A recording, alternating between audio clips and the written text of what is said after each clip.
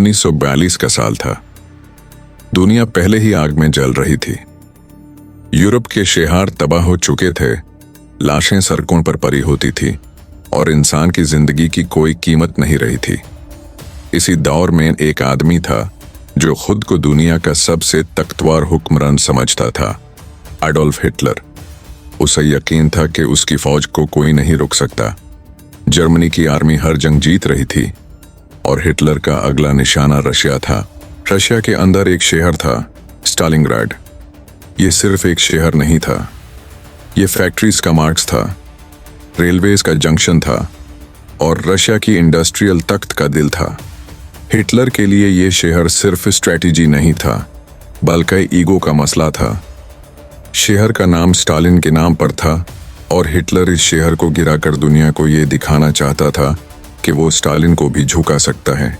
German हवाई जहाज़ों ने अचानक स्टालिनग्राड पर बॉम्बिंग शुरू कर दी। दिन हो या रात, आसमान से आग बरस रही थी।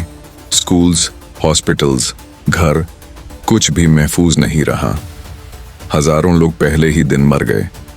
जो शहर कभी जिंदगी से भरा होता था, वो चंद दिनों में खंडर बन गया। दीवारें गिर चुकी थी, सड़कें टूट चुकी थी और हवा में सिर्फ धुआं और चीखों की आवाज थी। मगर जो बात हिटलर को समझ नहीं आई, वो ये थी कि स्टालिनग्राड के लोग शहर छोड़कर भागने वाले नहीं थे। उन्होंने फैसला कर लिया था कि या तो वो यही जिंदा रहेंगे या यही मरेंगे। रशियन लीडर जोसेफ स्टालिन ने अपनी आर्मी को एक सख्त हुक्म दिया, एक कदम भी पीछे नहीं। जो सिपाही पीछे हटा, उसे अपनी ही आर्मी गोली मार देती। यह जंग खुले मैदान में नहीं हो रही थी, यह जंग घर घर, कमरा कमरा, सीढ़ियों और छतों पर हो रही थी। कभी एक कमरा जर्मन्स के कब्जे में होता और अगली ही पल रशियंस वापस ले लेते। एक ही बिल्डिंग दिन में 10 दफा हाथ बदलती। सिपाही एक ही कमरे में आमने सामने आ जाते। कभी कभी बंदूक चलाने का भी मौका नहीं मिलता, सिर्फ चाकू और बायोनेट इस्तेमाल होते। जैसे जैसे वक्त गुजरता गया, सर्दी बढ़ती गई। टेम्परेचर -30 डिग्री तक गिर गया।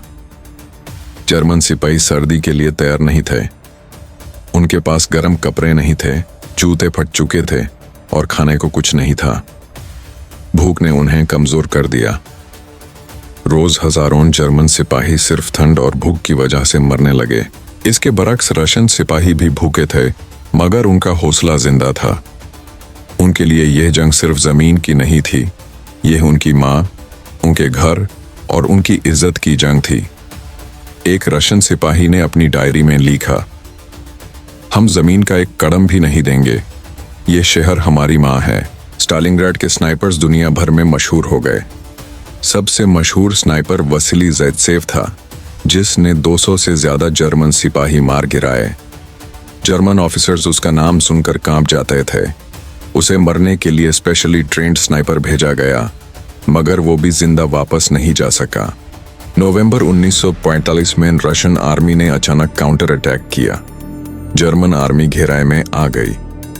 अब न सप्लाई आ सकती थी, न वापस भागना मुमकिन था। जर्मन जनरल्स ने हिटलर को मशवरा दिया कि आर्मी को वापस बुला लो, मगर हिटलर ने कहा कि जर्मन सिपाही कभी सरेंडर नहीं करता। यह जिद लाखों जिंदगियों की कीमत बन गई। जर्मन सिपाही इतने मजबूर हो गए कि वो घस चमड़ा, हत्ता कि अपने जूते तक खाने लगे। प्लेन से जो थोड़ी बहुत सप्लाई आती, वो सिर्फ चंद घंटों के लिए होती। हर दिन जर्मन आर्मी थोड़ी थोड़ी टूट रही थी। ठंड, भूख और नाउमीदी ने उन्हें अंदर से खत्म कर दिया। जनवरी 1940 तक जर्मन आर्मी चलने के काबिल भी नहीं रही। सिपाही बंदूक उठाना भूल चुके थे। आखिर 2 फरवरी 1943 को जर्मन आर्मी ने सरेंडर कर दिया। तकरीबन 3 लाख जर्मन सिपाही या तो मर चुके थे या कैद हो चुके थे। ये तारीख में पहली बार था कि हिटलर की इतनी बड़ी आर्मी पूरी तरह टूट गई। बैटल ऑफ स्टालिनग्राड ने पूरी दुनिया का रुख बदल दिया। यहीं से हिटलर के जवाल का आगाज हुआ। इस जंग ने साबित कर दिया कि जंग सिर्फ वेपन से नहीं जीती जाती। सब्र, हौसला और कुर्बानी जंग का असली फैसला करती है। यह कहानी सिर्फ बंदूकों और बॉम्ब्स की नहीं है, ये कहानी इंसानी हिम्मत की है। ये कहानी ये बताती है कि जब लोग अपनी ज़मीन और इज्जत के लिए खड़े हो जाते हैं तो दुनिया की कोई ताकत उन्हें झुका नहीं सकती। और इसीलिए बैटल ऑफ स्टालिनग्राड को आज भी दुनिया की सबसे खूनी लेकिन सबसे अहम जंग माना जाता है।